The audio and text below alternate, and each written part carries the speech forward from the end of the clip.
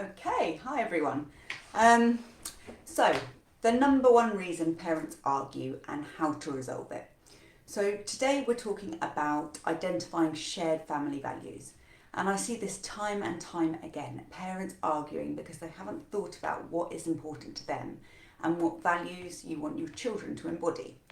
So they argue about this, that and the other all the time, and the arguments are circular. Each of you are entrenched in your own position and there's no common ground.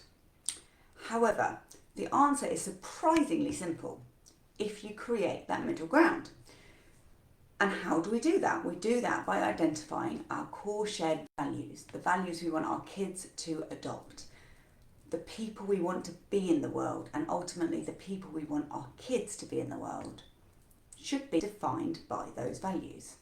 And I know I sound like a broken record on this because I say it all the time, but I say it because it's true and it's key to your parenting. And that is that parenting is 80% modelling. Kids don't learn from what we tell them, they learn from what they see us do. Especially when they're young. We are the most influential people for them. If they see us living these values, they will embody them. They have no choice. It's how brains work. So we need to get intentional. And today I'm going to walk you through how you do that. And we're going to do it really, really quickly because I know you're busy and I've designed this to fit into a lunch break and I'm hoping that we can get it done and dusted in 10 minutes. So please feel free to type any questions in the chat and I will pick them up at the end or if I see them as we go, although I'm rubbish at finding comments while I'm doing these. My brain just can't cope with too many things. I need to find a better platform to do it on. Anyway, what do we need to do? We need to identify our own values. We need to identify our shared values. And then we need to think about how we're modelling these values.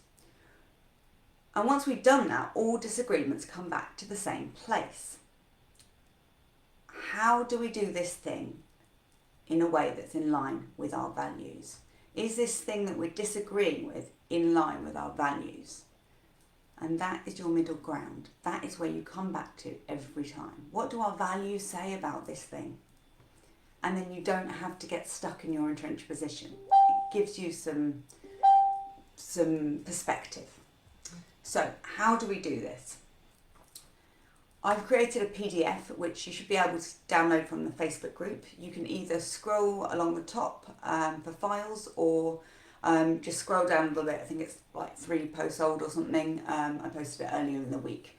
And in that PDF there's loads and loads and loads of different values. You may need to enlarge it if your eyesight's not great because they're very small because there's so many different values. Which all means slightly different things. And there's probably lots I haven't covered as well. But hopefully it's a good starting point. Have a look through the PDF and either circle or just write down 5 that stick out to you. You may find that just finding 5 is really hard to start with. So in that case, just, everything that comes to you, maybe sort of 10, 15, just write down everything that comes to you or circle all the ones that feel relevant and then start to narrow it down. Don't stress too much over it. You can always return to it. I've designed this to be a sort of really quick and dirty way of just starting thinking about this, and then we can do the refining later. So I'm going to put 2 minutes on my time timer. So it's my time timer. If you don't have one,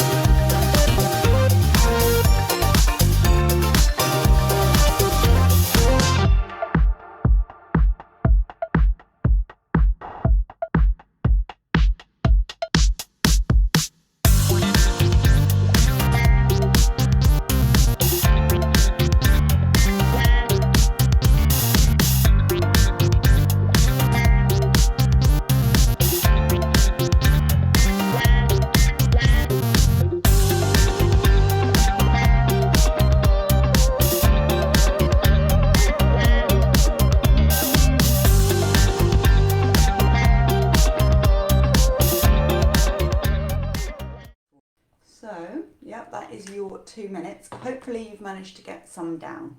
If you haven't, don't worry too much. Listen to the rest of this and you can come back to those ones. Okay, so now the next step is I want you to send this video or just a copy of the PDF to your partner and ask them to do the same as you. So give them 2 minutes, make it quick, make it feel easy, and get them to just circle or write down their top 5 values. Then I want you to spend 5 minutes this evening agreeing on your shared values.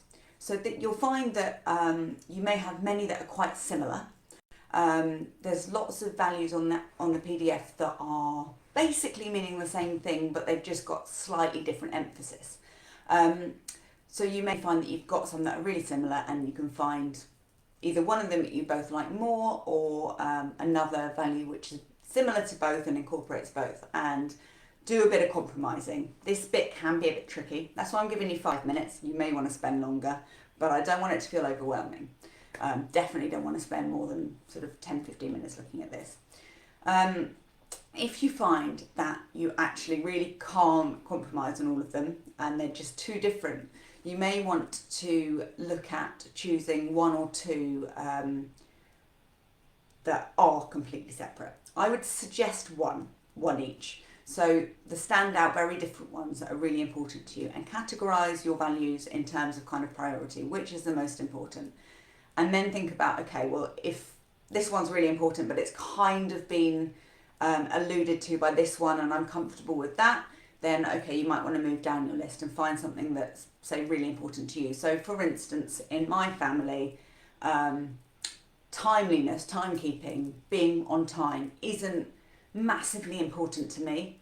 I'm an ADHD woman. I own the fact that I'm not brilliant at being on time. I've accepted that as part of me. I've got really strict parameters that I use when I'm working with clients because it's their time. But largely in life, I'm someone who's likely to be a bit late. And I'm kind of okay with that. When it comes to my partner, on the other hand, he's better at being on time. He finds it a little bit rude when people are late. Like, he might have a bit more of a value on that. Now, I don't think it's not in our values. It's not one of his top values. But if it was, for instance, then, okay, I don't embody that value. It's not that important to me. Yes, I can see that it's important, but it's not that important to me. If it was really important to him, then he may want to pick that one and put it in there, because none of my values are going to be around timeliness. It might be around dependability, and that might be enough for him, or it might not. So they're the kind of conversations that you might want to have. But the important bit is that when you come down to it, you agree on 5. I'd suggest 5. You could go for more, but I think it gets hard to remember them. And it's going to be hard to pin it down to less than 5 values that are really, really important and you can both get on board with. Then write them up, stick them on your wall. And as you do that, reflect together on whether you're truly embodying these values at the moment. Are you modelling them? Are your children seeing you do what the values are? Or do you need to start thinking about how to integrate these values more into your life and how to live the values more? And you may wish to design some house rules that are underpinned by these values. So for example, you might have a rule like, we don't hurt people, property or feelings in our house, or all feelings are welcome in our home. Maybe we always make people feel welcome in our house, and this means that we do X, Y and Z, or this looks like X, Y and Z.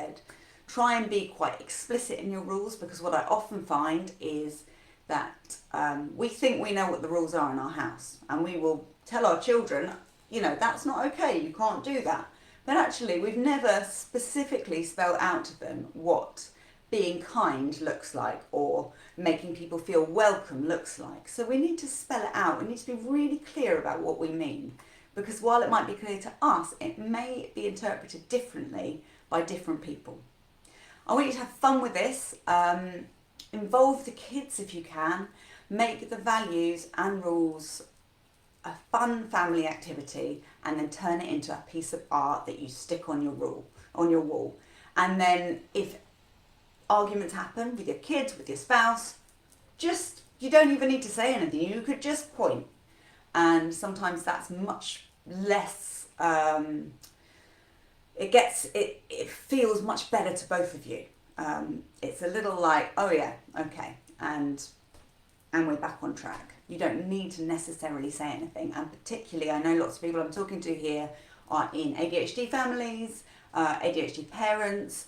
If there's RSD in the mix, then pulling somebody up on what they've done or said may not get the best response. Pointing at a sheet of paper that's on the wall that you've created together may get the message in a much gentler, nicer way and be far more effective because the defensiveness won't come up. So I really suggest making it nice, making it fun, and making it something that you all feel really good about. So please let me know how you get on with this. Feel free to share the link with friends and family, and let's get intentional in our parenting. Thanks so much for listening. I don't think I've got any questions in the comment box, but if you do have any questions, feel free to add them onto this post and I will try and get back to you. Take care. We did it in 12 minutes. How's that?